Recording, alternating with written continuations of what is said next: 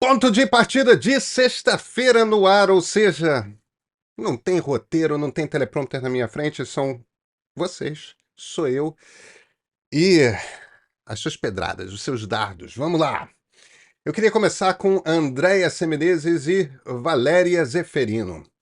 Andréia diz o seguinte: esse espero que será meu último comentário nesse canal. É nítido, Pedro, como você tem dois pesos e duas medidas nas críticas que faz ao Lula e ao Eduardo Leite. Chega a ser ofensivo à nossa inteligência, as desculpas, as falas e ao comportamento desse político de um partido que nitidamente você quer ressuscitar. E não falo isso porque seja lulista, não. Já parei de assistir ao Reinaldo Azevedo pelo motivo contrário. É muito triste ver vocês reverberarem a polarização nas redes a todo momento e defenderem seus políticos de estimação de forma tão descarada. Valéria, Pedro Doria, eu escutei a entrevista completa e o governador atrapalhadamente disse sim que as doações prejudicariam o comércio local. É tão verdade que ele disse que na mesma fala tentou corrigir. Por que você está defendendo o governador? Você esqueceu que ele gravou um vídeo pedindo desculpa? Negar o que Eduardo Leite disse, assim você não ajuda. Desculpa, vamos lá.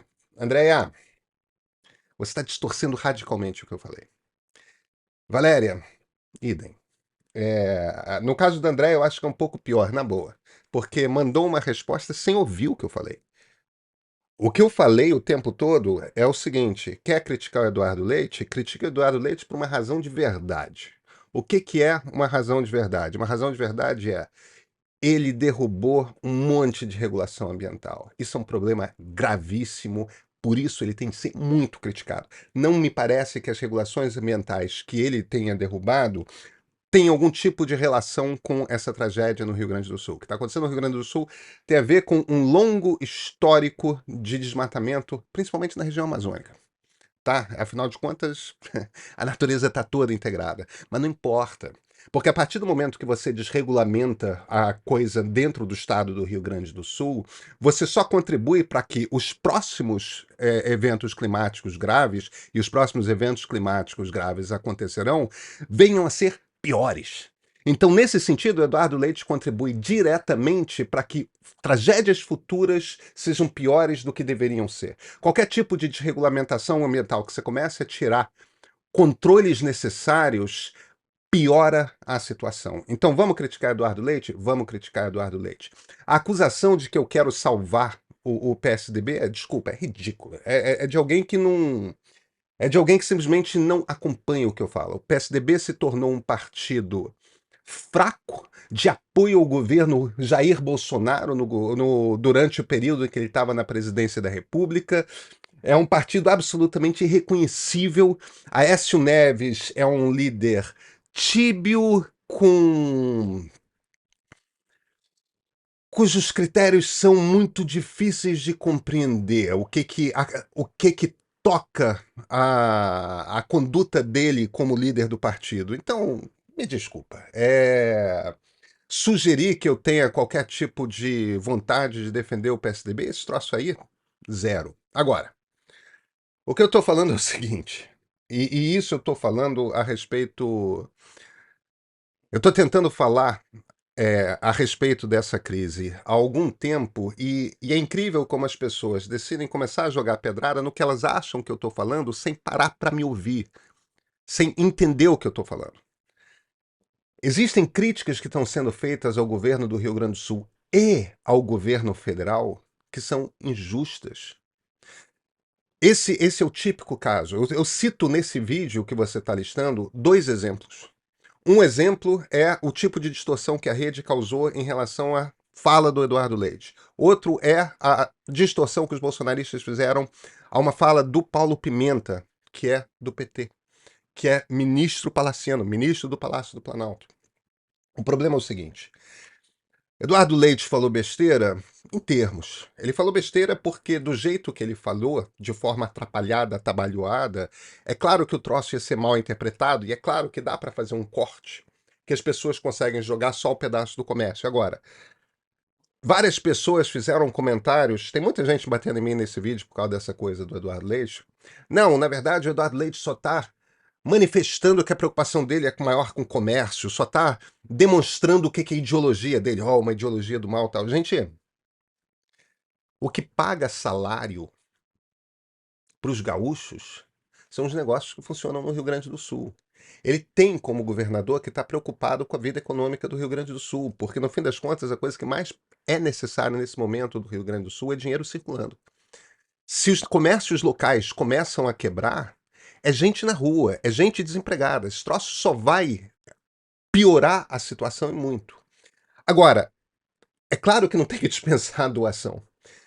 Eu só acho que é o seguinte, aí é uma escolha das pessoas, entendeu? Vocês acham que um cara como governador de um estado que está embaixo d'água faz 2, 3 semanas, você acha que ele está dormindo quantas horas por dia? Tipo, na boa. Quantas horas você acha que esse cara está dormindo por dia? Agora imagina vocês, entendeu? Dormindo 4 horas por dia, um dia após o outro, sob um estresse filho da mãe, porque a quantidade de trabalho que tem para fazer, a quantidade de urgência que deve estar passando pela frente dele o tempo todo, entendeu? Imagina o nível de estresse e o nível de exaustão que ele, os secretários e inúmeros funcionários públicos do Rio Grande do Sul estão sendo submetidos nesse momento. Você quer que ele tenha um discurso organizado, arrumadinho o tempo todo? Não vai acontecer. Não vai acontecer.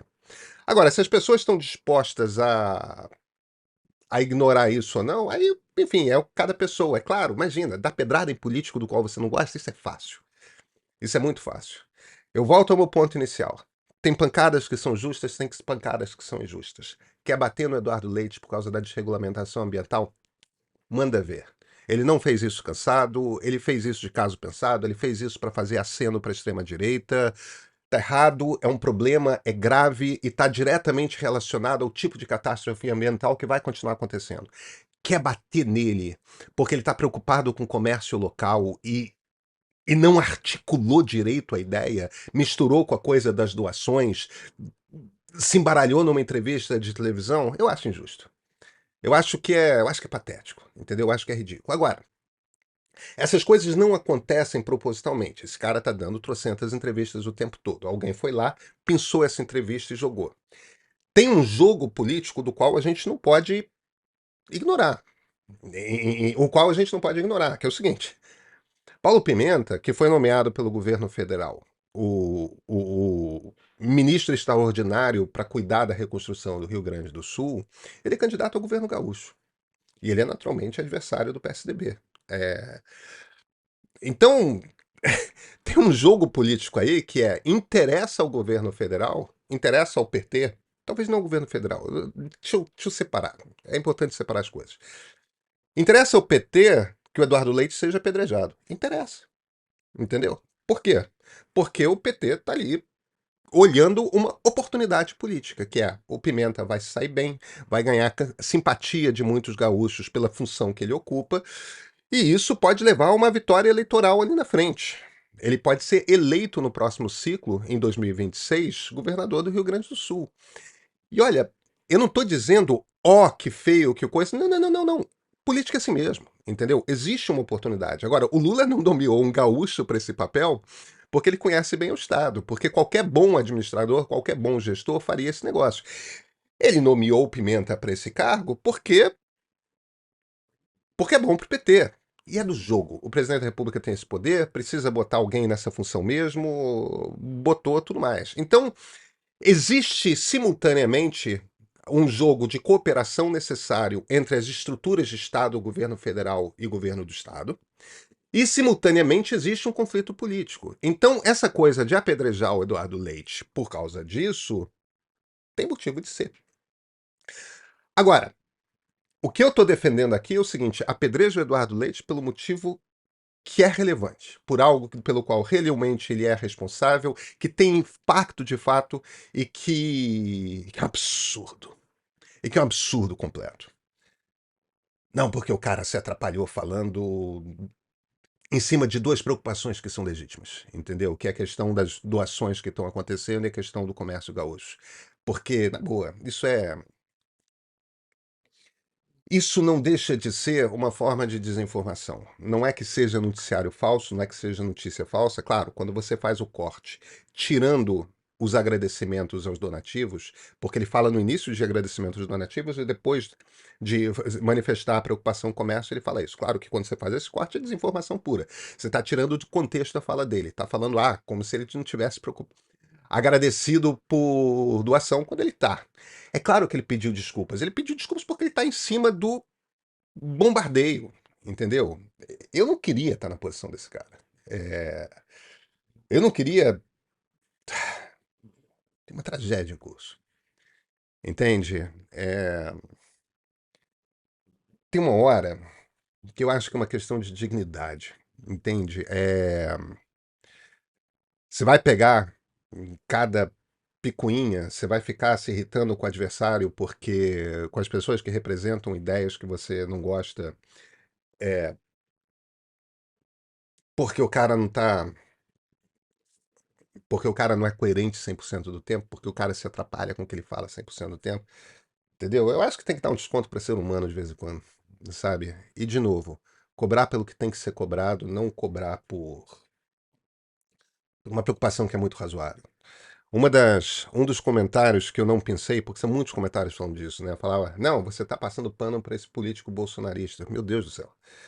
Entendeu? É óbvio que o Eduardo Leite não é um político de esquerda, mas ele foi o político anti-bolsonarista no segundo turno gaúcho. Ele concorreu contra o candidato bolsonarista, com o apoio da esquerda.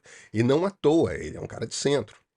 Entende? Era isso mesmo. A partir do momento que a esquerda não mandou um político, um candidato seu para o segundo turno, porque os gaúchos não quiseram, era ele ou o bolsonarista. E é isso. Quando um candidato de centro chega ao segundo turno, nesse cenário eleitoral de alta polarização, ele sempre ganha e ganha com folga. Se um candidato de centro chega contra um candidato de esquerda, ganha de folga. Se um candidato de centro chega contra um candidato de bolsonarista, ganha de folga. Isso é isso é da natureza dessas polarizações exacerbadas. Por quê? Porque todo mundo que está de saco cheio da polarização vota na pessoa e todo mundo do outro lado vota na pessoa. Então, o Leite não é bolsonarista. Eu acho que tem um certo espírito de todo mundo que não é exatamente do meu time tem que ser apedrejado o tempo todo. E isso me cansa. Então, desculpa, Valéria, desculpa, Andréia. As críticas que vocês fazem não é apenas que eu discordo delas. Eu acho que são críticas injustas, que não atacam o argumento que eu fiz. E no caso da Andréia, eu tenho certeza que ela sequer ouviu o que eu falei até o fim. Ela simplesmente decidiu dar pedrada tendo ouvido o primeiro terço do vídeo e não o resto. Entende? Existe uma quantidade imensa de desinformação circulando, e parte da desinformação se mostra nessas descontextualizações que acontecem com muita frequência. Gente, eu sou Pedro Doria, editor do Meio. Amanhã, na edição de sábado, a gente, a gente vai entrar justamente na questão da desinformação no Rio Grande do Sul. Eu acho que eu tenho falado isso com muita frequência. Eu acho que existem duas missões que são as prioridades para quaisquer estados nacionais. A primeira missão é combate, é regulação das plataformas digitais. Os bolsonaristas costumam retratar a regulação de plataforma digital como censura. Não se trata de censura, não se trata de impedir as pessoas de falar o que quiserem, mas se trata sim de entrar em como que as plataformas digitais decidem quem que vai ser ouvido por milhões e quem que não vai ser ouvido. Porque a radicalização se dá, não é. Gente, ser humano falando bobagem sempre existiu na história. O que tem agora é uma estrutura, uma máquina que decide que a bobagem vai ser vista por todo mundo e as vozes moderadas vão ser caladas. Isso é um problema grave, esse problema está radicalizando as democracias, esse problema está impedindo as pessoas de se encontrarem no meio para chegar a consensos, e democracias são máquinas de produzir consensos. A gente mergulhou para tentar compreender qual é o impacto da desinformação. Essa é uma reportagem do Guilherme Werneck e da Luciana Lima. O impacto da desinformação, o que pode ser feito a respeito da desinformação. Porque esse é um problema grave. Qual o outro problema grave que os estados nacionais têm de lidar? Mudanças climáticas, evidentemente. O negacionismo há um problema, e o negacionismo é grande em grande parte por causa da desinformação nas redes. E esse é o ponto de partida de sexta-feira.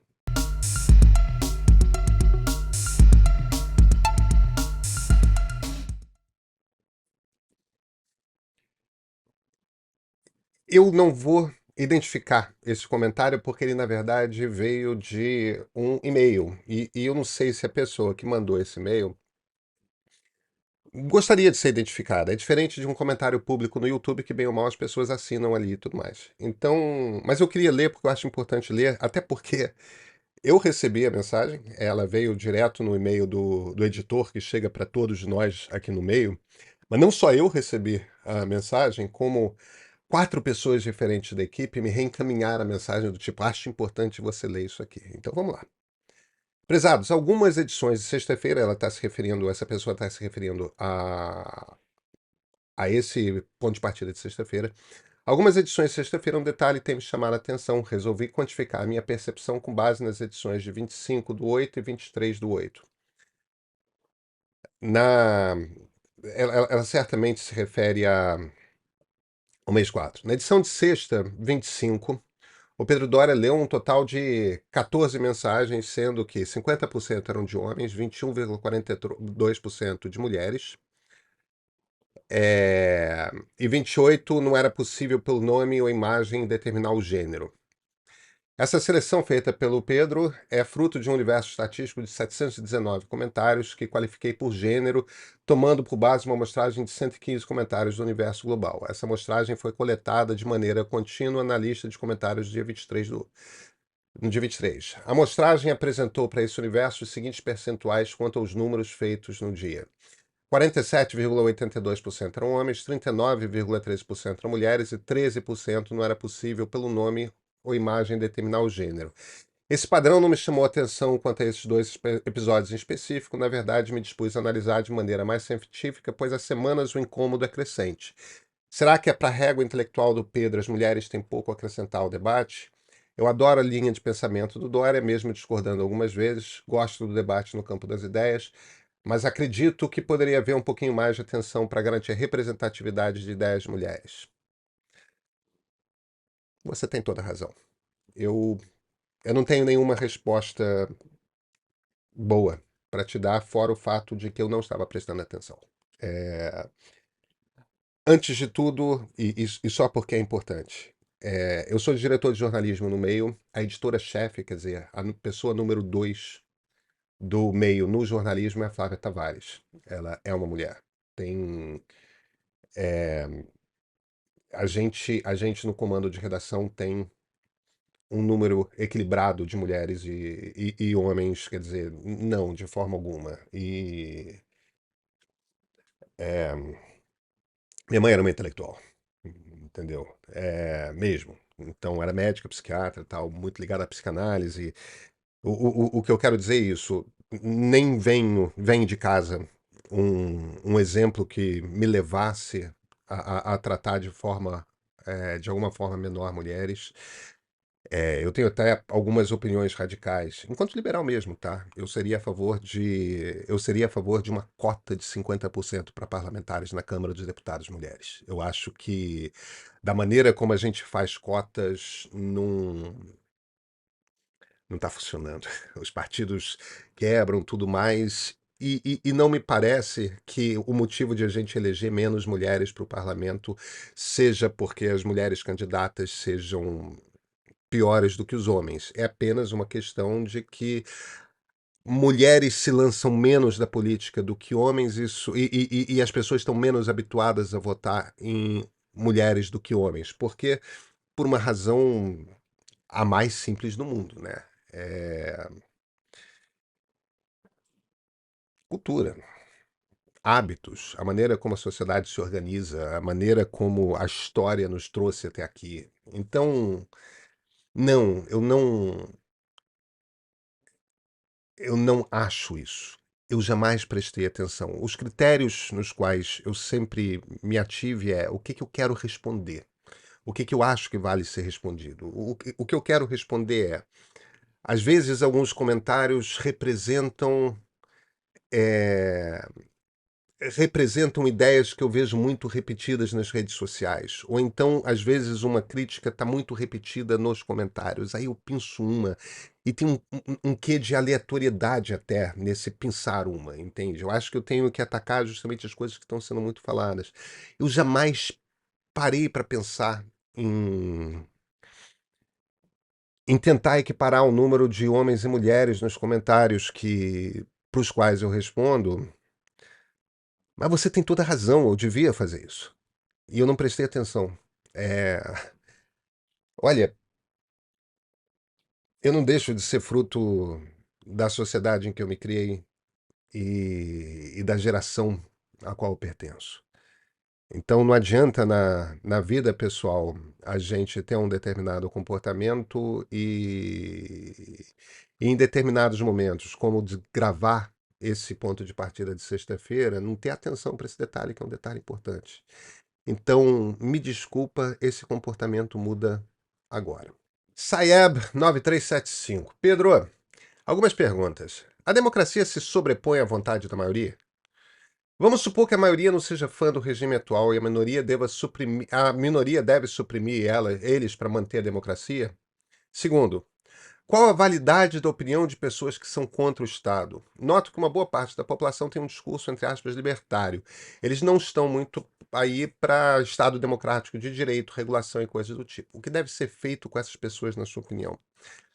Saeb, excelente pergunta. Vamos entrar um pouco mais fundo nessa coisa? A maior parte das pessoas, de fato, não entende o que é uma democracia liberal. Democracia liberal é o regime em que nós vivemos. Olha, essa incompreensão acontece tanto na direita quanto na esquerda, tá? A democracia nasce porque, de repente, as pessoas se propõem uma ideia. E a ideia é a seguinte: e se a gente parasse de ter tiranos e partíssemos para um sistema de autogestão? Quer dizer, a sociedade vai gerir-se a si própria.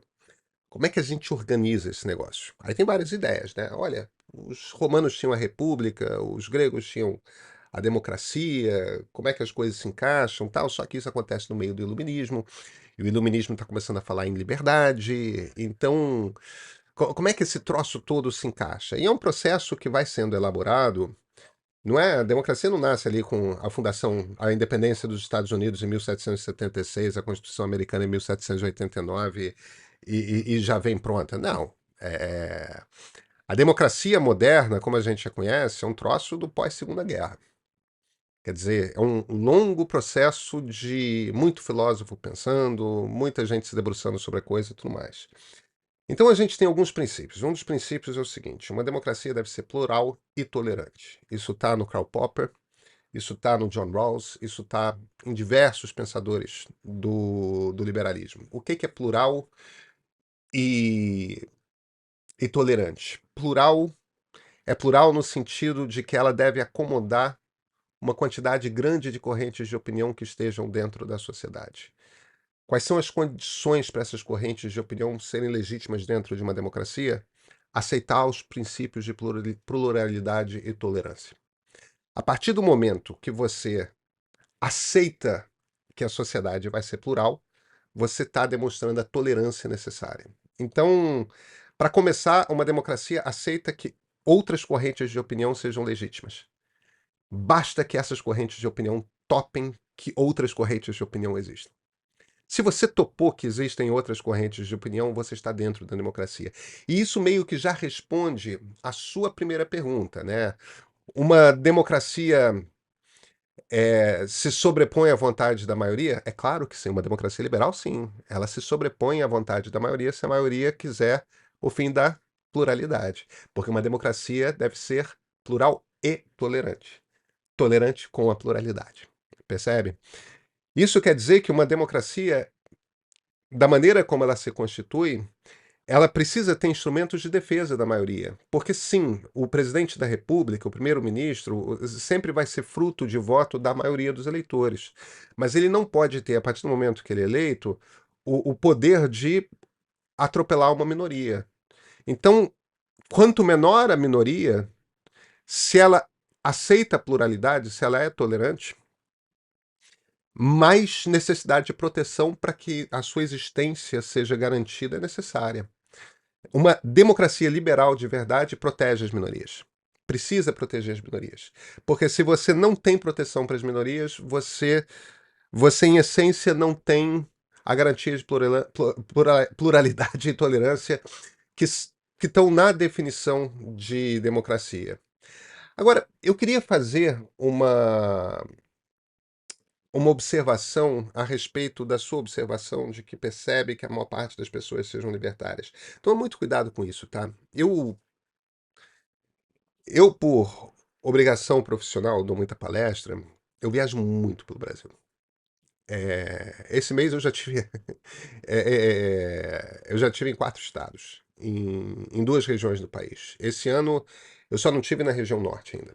É, e no ano passado tive 2 vezes na região norte. Quer dizer, eu viajo muito pelo Brasil e eu sei, por conta dessa experiência, por conta de andar muito por cidades médias de Sudeste, Sul e Centro-Oeste, por conta de andar muito por cidades grandes do Nordeste, do Sul, conheço quase todas as capitais. Eu, por girar muito no Brasil, eu sei o quanto que essa coisa de eu tenho uma noção de como é que o Brasil funciona, eu tenho uma noção do que a maioria da população brasileira pensa, é um engano. Você vai para Salvador, você vai para Cuiabá, você conversa com as pessoas têm certeza de que elas são maioria. Elas pensam radicalmente diferente. Elas têm ideias muito diferentes. Elas têm uma visão de Brasil muito diferente. Então, não, a maioria dos brasileiros não é libertário. Sabe, mesmo as pessoas que são libertárias, que se dizem libertárias, muitas vezes elas não têm muita noção, não, tá? Elas querem que.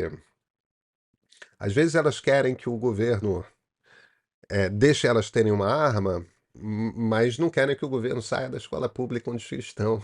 Não querem que o governo deixe de pagar uma determinada cirurgia pelo SUS quando elas precisam, entende? Quer dizer, você quer, às vezes, o Estado fora de uma coisa, mas aí na hora quer que o Estado se meta muito em como que seus filhos vão ser educados, porque não quer que. Não, tem que proibir o professor de falar disso, tem que proibir o professor de falar daquilo. Então, primeiro, não é verdade que todos os brasileiros sejam libertários, ou que a maioria seja. E, número dois, mesmo quando as pessoas se acham libertárias, elas querem o Estado. Elas querem o Estado. O brasileiro, se tem uma coisa que o brasileiro gosta, é de um Estado, tá? Só que elas querem que o Estado saia de umas coisas e esteja super presente em outras, sabe? E é o que é. Cuidado com essa impressão de o que é que o brasileiro pensa, porque, enfim, porque a sua impressão ela não necessariamente está certa. Ela provavelmente é verdade para os ciclos em que você circula, ou nas redes sociais ou fisicamente. Mas o Brasil é muito vasto, muito grande. E tem muitas correntes de opinião nesse país. A gente tem que preservar isso. Júlio, Júlio C.M. Bahia.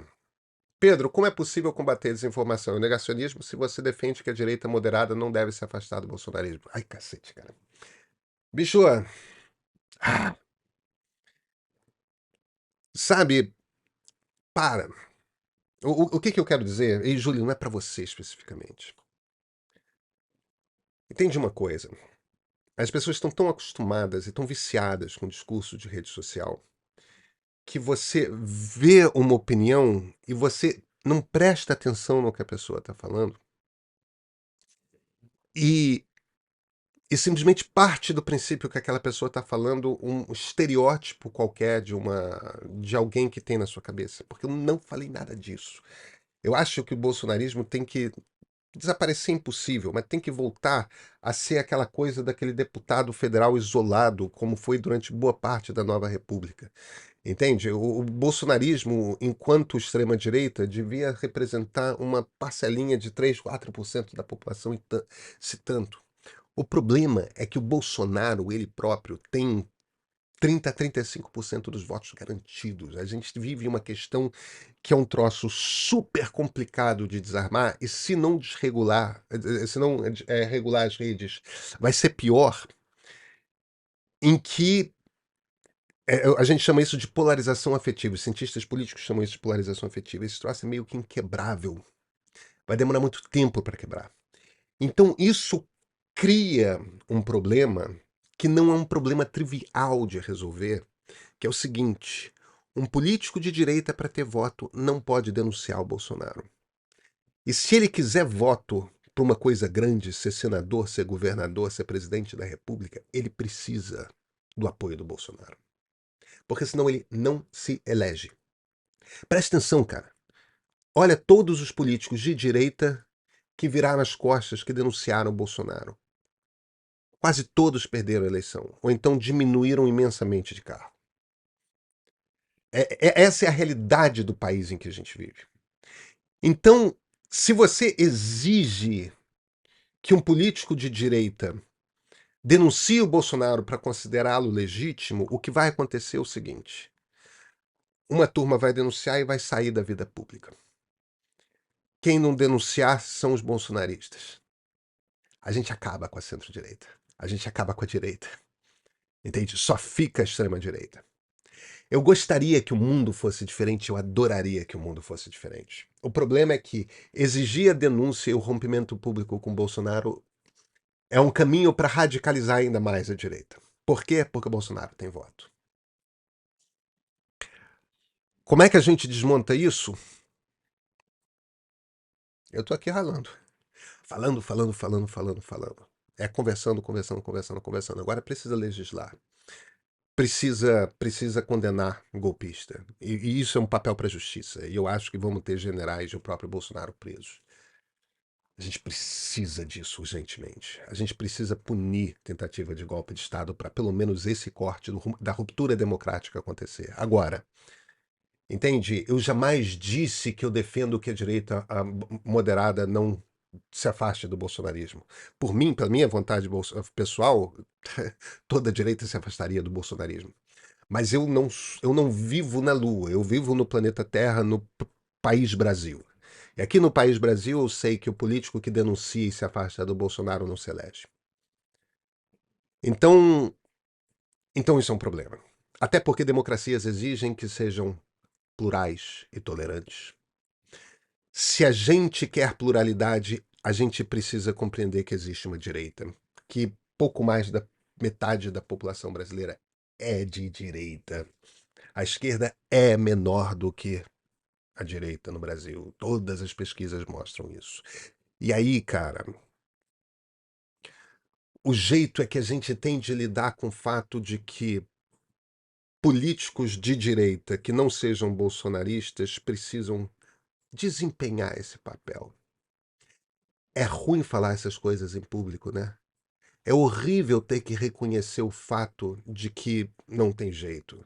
Claro, imagina, olha, papo de rede social, o fácil é o seguinte: denuncia, xinga. Absurdo, subiu no palanque, absurdo, deu a mão, absurdo, posou para fotografia. A gente pode fazer esse número. Podemos fazer esse número.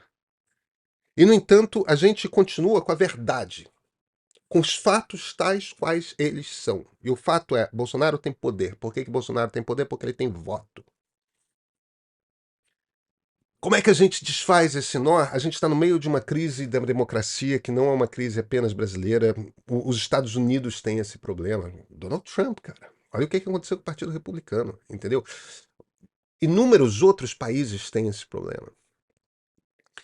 Ninguém tem a fórmula para desmontar esse negócio, para destravar esse negócio. Então, é conversando. E claro, justiça condena e bota em cana golpista. Ou aqueles que forem considerados golpistas após o julgamento. Paulistaninha, tô achando perigoso essa onda de dizer que não precisamos de governo, que é só civil por civil. Creio que realmente a ajuda civil chegue mais rápido e seja mais notada. Precisamos cobrar que o Estado exerça seu papel em vez de achar que somos suficientes sem Estado. Infelizmente, acho que estão polarizando num momento trágico. e certos heróis, criando ou repassando esse conteúdo, estão de olho nas urnas do futuro. Tudo isso dito, espero que a imprensa cobre incessantemente e aponte erros, seja lá de quem for ou partido for. Paulistania, é exatamente isso. Não, eu concordo inteiramente com você. O Estado moderno, ele foi criado justamente porque numa sociedade democrática, numa sociedade onde há liberdade, evidentemente que grupos vão se formar, organizações, podem ser empresas, podem ser ONGs, podem ser, sei lá, associações de moradores, agrupamentos diversos, partidos políticos, né? Agrupamentos diversos vão se formar com interesses às vezes antagônicos. E primeiro você tem que gerenciar esses interesses antagônicos. Você faz isso usando as leis. Independentemente de gerenciar os interesses antagônicos que surgem por natureza numa sociedade, em qualquer sociedade que seja livre, você também tem aquilo que é público. O que é público não é estatal. O que é público é a praça, a rua, as matas, o mar, entendeu? Os espaços que pertencem a todos na sociedade. Os liberais ingleses chamam isso de the commons, né? Os comuns, o espaço que é comum a todos nós. E que, portanto, é de direito e usufruto de todos nós. Isso a gente se refere não é só a espaços físicos, mas também ao ar, né? A qualidade das águas, o ambiente que é de todos. Para isso, a gente tem regulamentos, a gente tem regras na sociedade de o que você pode e o que você não pode. Não é porque você tem uma fábrica que você pode sair jogando lixo no ar. Por quê? Porque o ar pertence a todos nós, afeta a todos nós. Uma estrutura como, por exemplo, o Ministério Público serve justamente para representar esses interesses difusos que são da sociedade. Alguém tem que processar em nome aqueles que cometem crimes, inclusive o Estado, tá? Contra aquilo que é de interesse do conjunto da sociedade. A gente precisa de um Estado. O Estado moderno não nasceu à toa. Democracias liberais pressupõem um Estado democrático liberal, um Estado democrático de direito, que é exatamente a mesma coisa, tá? As duas expressões querem dizer a mesma coisa. Uma sociedade, um Estado, um país, uma nação, um agrupamento de pessoas se constitui enquanto nação no momento que forma uma Constituição, e o que essa Constituição forma é um Estado que representa essa população toda. Em momentos de crise como esse, quem tem o poder de endividamento, quem tem o poder de ajuda, quem tem o poder de mobilização, quem tem o poder de organização das estruturas, sejam privadas, sejam públicas, para combater esse negócio, e quem tem a obrigação, porque a Constituição exige justamente este papel do Estado, é o Estado, né? Portanto, sim, precisamos do Estado. E, e eu volto a um ponto do meu último vídeo. Para com esse negócio. Tanto o governo estadual quanto o governo federal querem ajudar. O trabalho deles é ajudar, mas independentemente disso, estão ajudando. Aposto que a maior parte dos funcionários públicos dos municípios gaúchos também estão trabalhando para cacete. Todo mundo deve estar trabalhando muito. Então, a gente precisa disso. Até porque é claro que civil tem boa vontade, tem uma turma que sabe pegar jet ski, é claro que tem é, as doações que são preciosas, é claro que tem dinheiro que está circulando e vindo da sociedade civil, e tudo isso é muito bem-vindo. Mas tem uma hora ali que conhecimento técnico, inclusive para trazer conhecimento técnico privado, depende justamente de alguém que organize o troço. E uma das minhas principais críticas não está sendo organizado. Precisa de uma organização nessa gestão. Então a gente tem que criticar o Estado, sim, por exemplo, por conta da falta de cooperação entre as três estruturas, né? Municípios, Estado e União. Mas o que eu percebo e o que eu ouço e o que eu vejo é que, no geral, as três instâncias estão ralando pra cacete, estão trabalhando pra cacete. Tem uma desgraça acontecendo, tem uma tragédia acontecendo. E, e vontade de ajudar existe nos três níveis de governo. Gente, terceira semana de tragédia gaúcha não, não vai ter acabado semana que vem. Bom fim de semana a todos, bom fim de semana, principalmente para os gaúchos.